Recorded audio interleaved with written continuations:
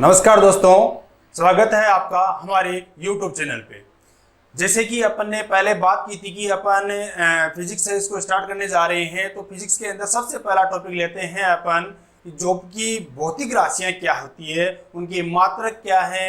मात्रक के साथ साथ में अपन इनकी विमाएं पढ़ेंगे कि विमीय सूत्र क्या होता है, विमा क्या होती है। देखो यह टॉपिक बहुत ही ईजी है और यदि अपन बात करते हैं इसकी तो यह टॉपिक हर जगह काम में आएगा। यदि आप फिजिक्स का कोई भी न्यूमेरिकल क्वेश्चन करते हो, कोई भी डेफिनेशन देते हो या फिजिक्स से रिलेटेड कुछ भी बताते हो, तो वहां पर आपको हर चीज के बारे में उसका मात्रक लिखना कंपलसरी होता है।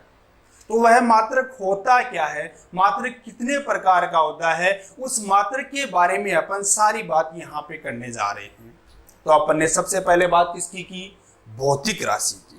तो भौतिक राशि होती क्या है उसके बारे में पढ़ते हैं सबसे पहले कि भौतिक राशि क्या होती है। उसके बाद में अपन बात करेंगे कि इसके मात्रक क्या होते हैं, इसको किस प्रकार से मेजर करते हैं। तो भौतिक राशि के लिए यदि अपन समझना चाहते हैं कि जो फिजिकल क्वांटिटी होती है, भौतिक राशि है, वह क्या होती है, तो इसके बारे में बात करते हैं। तो अपन बात करते हैं भौतिक राशि।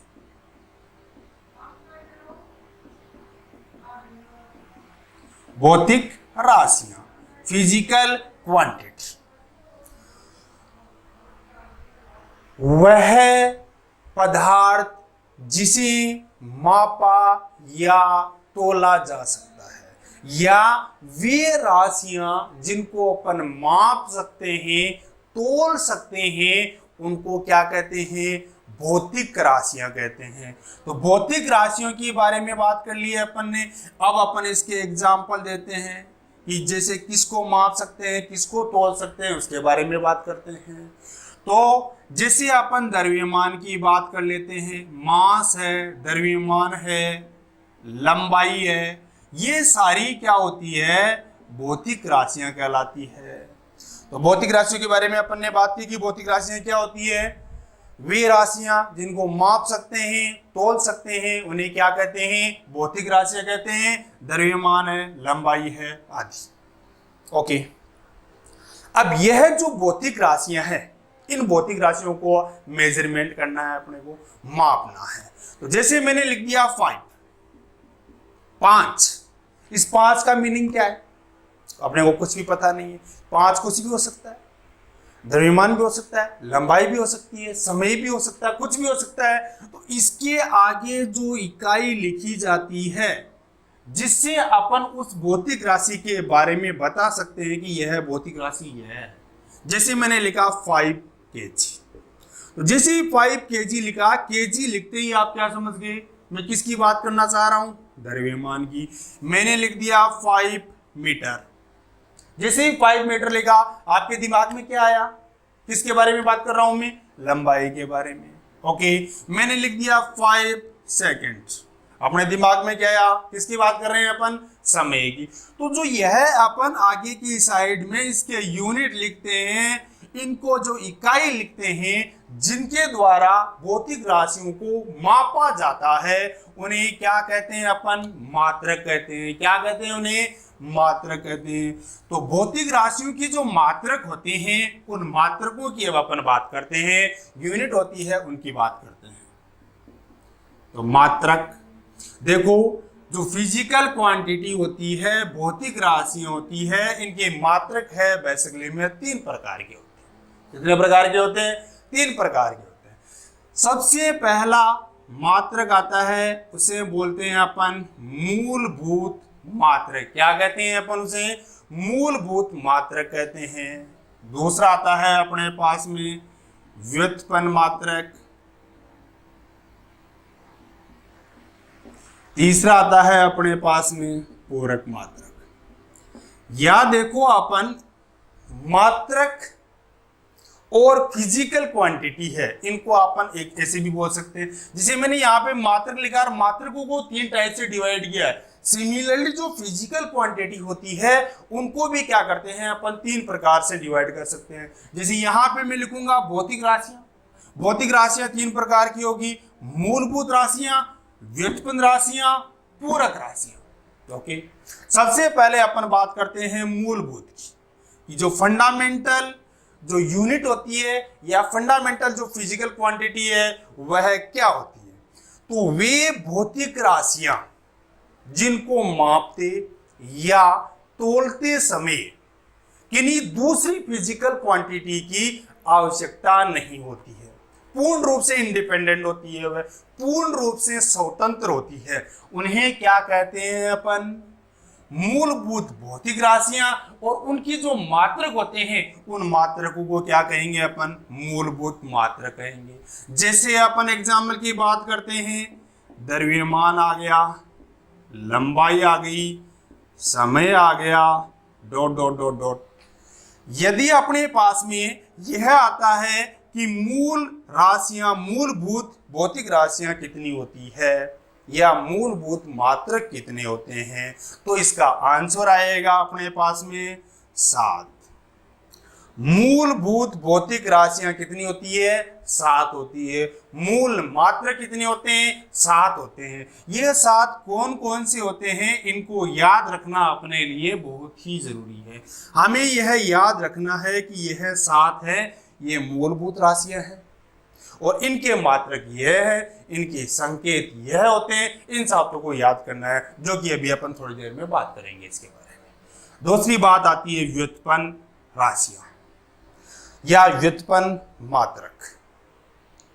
तो वे भौतिक राशियां जिन्हें मापते या तोलते समय किसी दूसरी भौतिक राशियों की सहायता लेने की आवश्यकता होती है, या जिनको मापते या तोलते समय अपन किसी दूसरी जो भौतिक राशियां होती है या मात्रक होते हैं उनकी हेल्प लेते हैं, उनको क्या कहेंगे अपन? व्युत्पन्न मात्रक कहेंगे या व्युत्पन्न भौतिक राशियां कहेंगे। जैसे एग्जाम्पल की बात करते हैं, बल आ गया, ऊर्जा आ गई, ETC।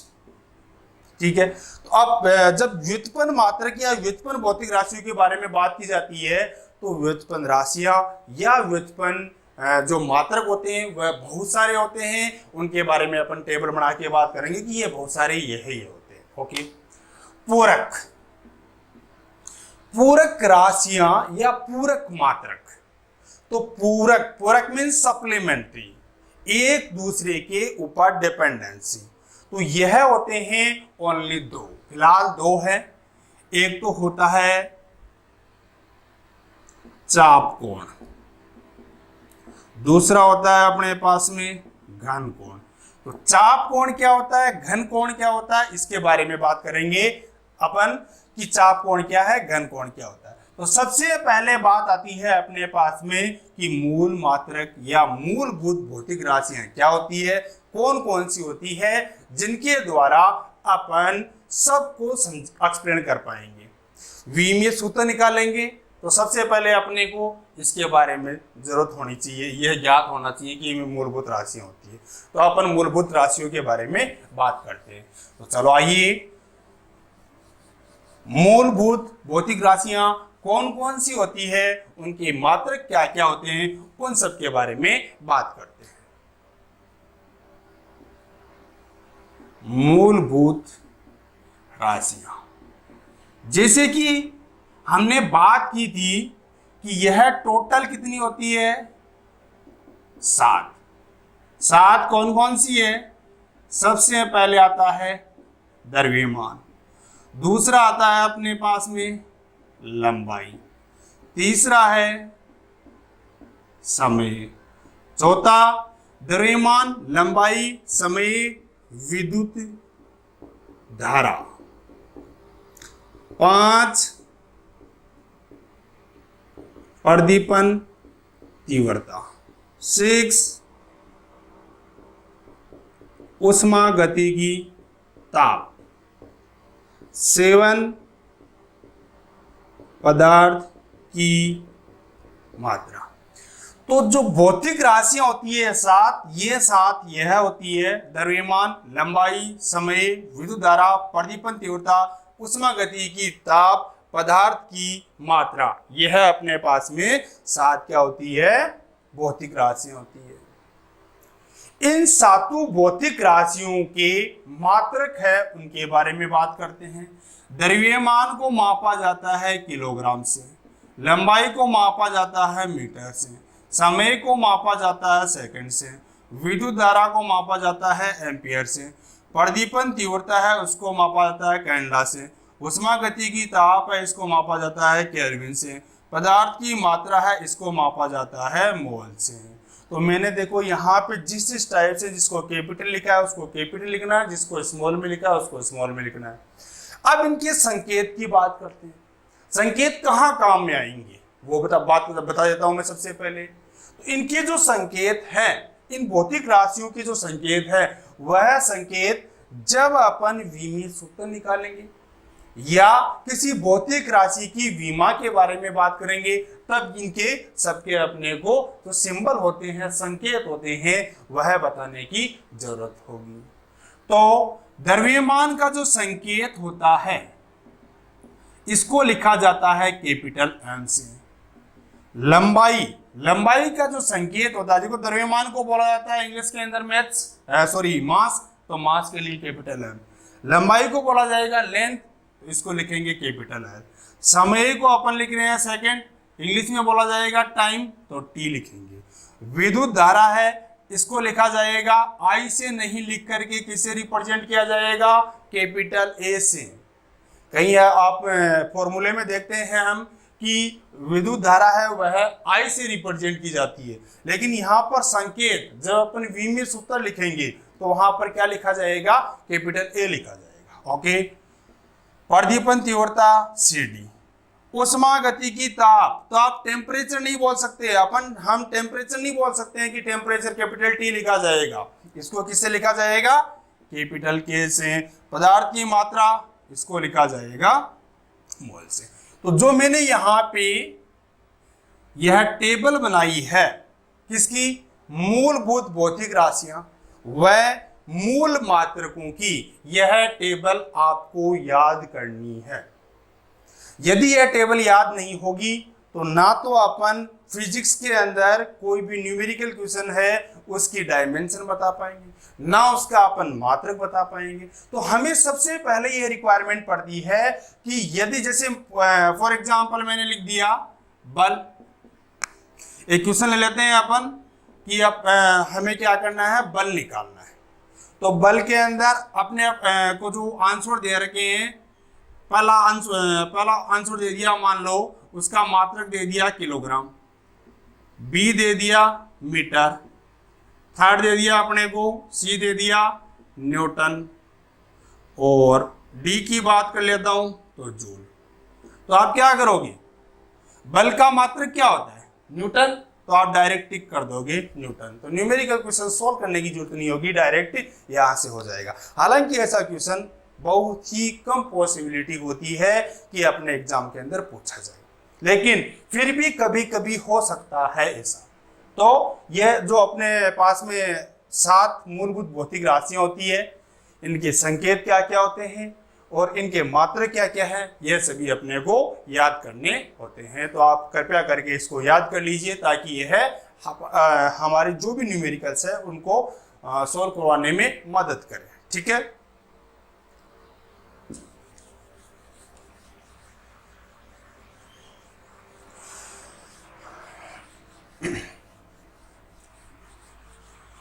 अब इसके बाद में बात करते हैं अब कि जो भौतिक राशियां हैं, इन भौतिक राशियों का अपन मेजरमेंट कर रहे हैं, माप रहे हैं। तो हो सकता है कि वह भौतिक राशि इंडिया में अलग तरीके से मापी जाए, अमेरिका में जाते हैं, यूएस में जाते हैं, कनाडा में जाते हैं, सब जगह अलग अलग तरीके से। तो साइंटिस्टों ने क्या किया कि इन सबको मिक्स करने के लिए कुछ मात्रकों की पद्धतियां दी। उन पद्धतियों के बारे में बात कर लेते हैं कि वो पद्धतियां कौन कौन सी है। तो सबसे पहले जो मेजरमेंट की पद्धति होती है वह होती है MKS सिस्टम। M का मीनिंग मीटर, K का मीनिंग किलोग्राम, S का मीनिंग सेकंड। तो मीटर किलोग्राम सेकंड सिस्टम। दूसरी आती है CGS सिस्टम। सेंटीमीटर, ग्राम, सेकंड। थर्ड आती है FPS system. Feet, pound, second system. यह 3 अंतरराष्ट्रीय पद्धतियां हैं जिनके द्वारा अपन किसी भी भौतिक राशि का मेजरमेंट करते हैं। ठीक है, अब एक पूरे वर्ल्ड के लिए एक ऐसा सिस्टम बनाया गया कि उस सिस्टम के अंदर हमारे द्वारा जो भी फिजिकल क्वांटिटी है उसको मेजर किया जाता है, तो उसको अपन उस एक ही क्वांटिटी के अंदर मेजर कर सके। तो उस सिस्टम को कहा गया SI यूनिट। क्या कहा गया? SI यूनिट कहा गया। याद रखना, बहुत ही इंपॉर्टेंट है कि अंतरराष्ट्रीय पद्धति के रूप में मात्रकों की जो अंतरराष्ट्रीय पद्धति है वह कौन सी होती है? तो इसको लिखा जाता है SI यूनिट, या SI यूनिट की फुल फॉर्म बात करते हैं तो SI यूनिट की फुल फॉर्म होती है अंतरराष्ट्रीय पद्धति। यदि इंग्लिश में बात करेंगे इसकी कि SI यूनिट की इंग्लिश के अंदर फुल फॉर्म क्या होती है, तो इसकी होती है इंटरनेशनल सिस्टम ऑफ यूनिट। क्या होती है? International system of unit. यह SI यूनिट की फुल फॉर्म होती है। ओके, तो यह था अपने पास में कि जो मात्रकों की पद्धतियां हैं वर्ड के अंदर कौन कौन सी होती है उनके बारे में अपन ने बात की है। ओके, अब इसके बाद में हम चलते हैं व्युत्पन्न मात्रक पर, व्युत्पन्न राशियों पे, कि वह व्युत्पन्न राशियां होती है वह किस प्रकार से होती है। तो आइए बात करते हैं व्युत्पन्न राशियों की या व्युत्पन्न मात्रकों की। अपन ने अभी एक एग्जाम्पल लिखा था, बल। किसके बारे में बात की थी हमने? बल के बारे में बात की थी।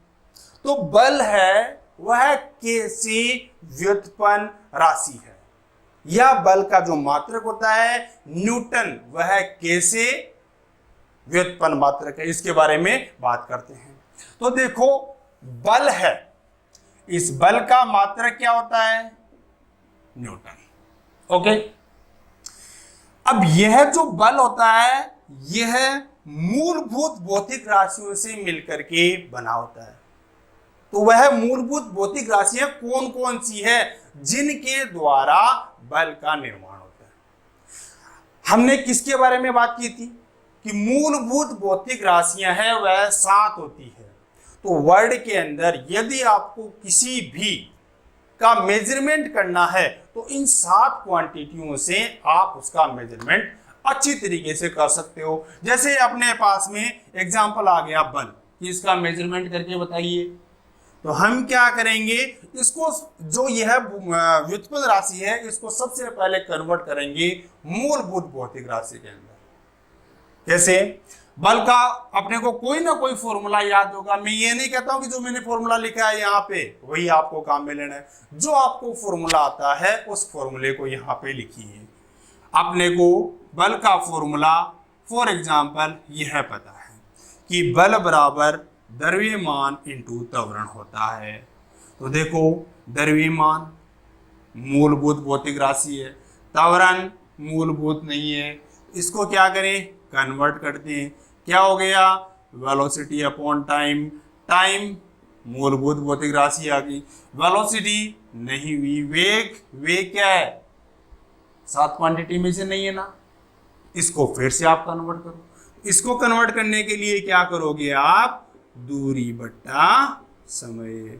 तो देखो, द्रव्यमान, समय, दूरी, समय, जो न्यूटन था, बल था, वह किस में कन्वर्ट हो गया?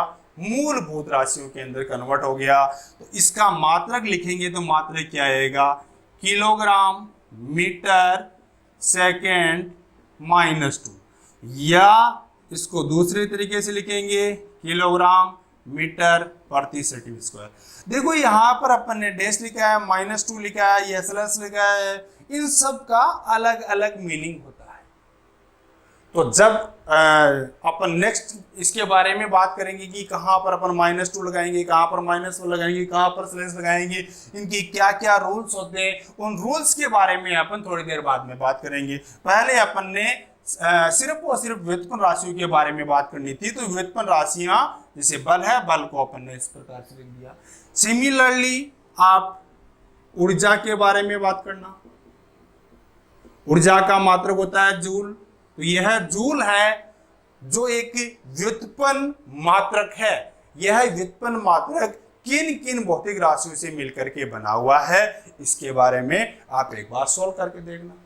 और बहुत सारी व्युत्पन्न राशियां होती है, उनके मात्रक क्या क्या होते हैं वह सभी हमें क्या करने हैं, इस प्रकार से निकाल के देखने की किन किन से मिलके बने हुए। ओके, अब हम चलते हैं नेक्स्ट। तीसरे प्रकार की जो भौतिक राशि होती है वह क्या होती है, पूरक राशि। तो पूरक राशि के बारे में बात करते हैं। पूरक राशियां, तो पूरक राशियां हमने क्या कहा था कि दो होती है। एक होती है चाप कोण, दूसरा होता है अपने पास में घन कोण। चाप कोण क्या होता है, बहुत टाइम से पढ़ते आ रहे हैं अपन चाप कोण। तो चाप कोण क्या होता है कि किसी भी चाप के द्वारा केंद्र पर बनाया गया कोण क्या कहलाता है, चाप कोण कहलाता है। फॉर एग्जाम्पल यह मान लो अपने पास में वृत्त है, इस वृत्त का केंद्र यहाँ पे है, यह वृत्त की त्रिज्या है। तो यह यहां से लेकर के यहां तक का मान लो चाप है AB। तो इस AB चाप के द्वारा केंद्र पर बनाया गया जो कोण होता है इसको लिखा जाता है d थीटा से। किससे रिप्रेजेंट किया जाता है, d थीटा से।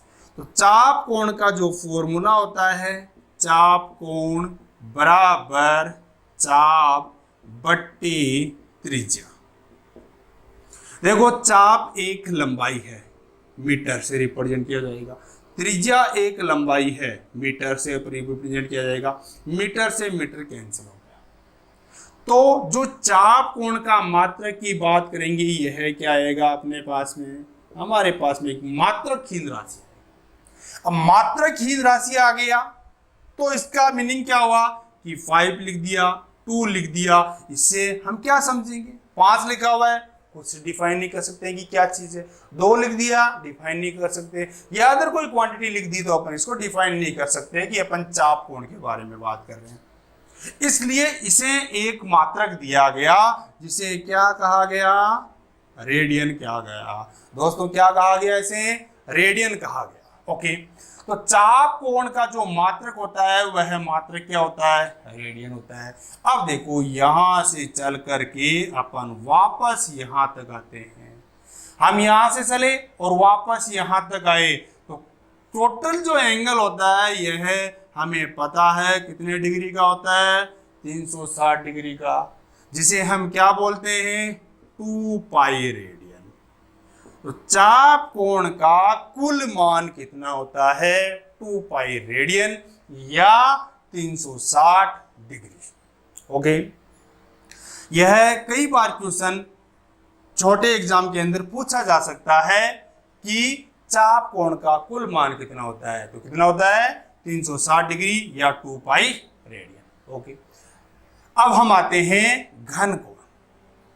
घन कोण बेसिकली में होता क्या है, सॉलिड, इसे इसके 3 नाम होते हैं। एक तो है घन कोण, एक है ठोस कोण, और इंग्लिश में इसे सॉलिड एंगल नाम से जाना जाता है। तो घन कोण, ठोस कोण या सॉलिड एंगल क्या होता है इसके बारे में बात करते हैं। तो घन कोण, ठोस कोण या सॉलिड एंगल कोई भी अपने पास में एरिया है, क्षेत्रफल है। जैसे आप अभी मान लो कि किसी रूम के अंदर बैठे हो, इस कमरे की जो दीवारें हैं, छत है, फर्श है, इनके द्वारा केंद्र पर जो कोण बनाया जाता है उस कोण को क्या कहते हैं अपन, घन कोण या ठोस कोण या सॉलिड एंगल बोलते हैं। तो फॉर एग्जांपल यह जैसे मान लो कोई दीवार है, इस दीवार से मैंने यहां से एक क्षेत्रफल अल्पांश लिया, तो क्षेत्रफल अल्पांश लेंगे, क्षेत्रफल अल्पांश इस प्रकार से आएगा। इसकी बाउंड्री जो अपन ने काटी है, इस बाउंड्री को केंद्र से मिलाएंगे, तो इसकी बाउंड्री को अपन ने यहाँ सेंटर से मिला दिया, तो सेंटर से मिलाएंगे तो इसकी शेप क्या होगी, इस प्रकार से होगी। आइसक्रीम का जो कोन होता है उस कोन के अकॉर्डिंग होगी, तो उस आइसक्रीम के कोन के जो अंदर की साइड में जो एंगल बनता है उस एंगल को क्या कहते हैं, घन कोण कहते हैं, ठोस कोण कहते हैं, सॉलिड एंगल बोलते हैं। ओके, तो घन कोण, ठोस कोण या सॉलिड एंगल क्या हो गया, क्षेत्रफल अल्पांश के द्वारा केंद्र पर बनाया गया कोण घन कोण, ठोस कोण या सॉलिड कोण कहलाता है। इसकी जैसे ही अपन ने यहाँ पे चाप कोण के बारे में लिखा था, वैसे इसको क्या लिखेंगे अपन, ठोस कोण बराबर किसके द्वारा बनाया गया, क्षेत्रफल के द्वारा। तो नीचे क्या आ गया, त्रिज्या का स्क्वायर, रेडियस का स्क्वायर, मीटर स्क्वायर कैंसल, तो इसका जो मात्रक होता है ये होता है स्टेरेडियन। क्या मात्रक होता है, स्टेरेडियन।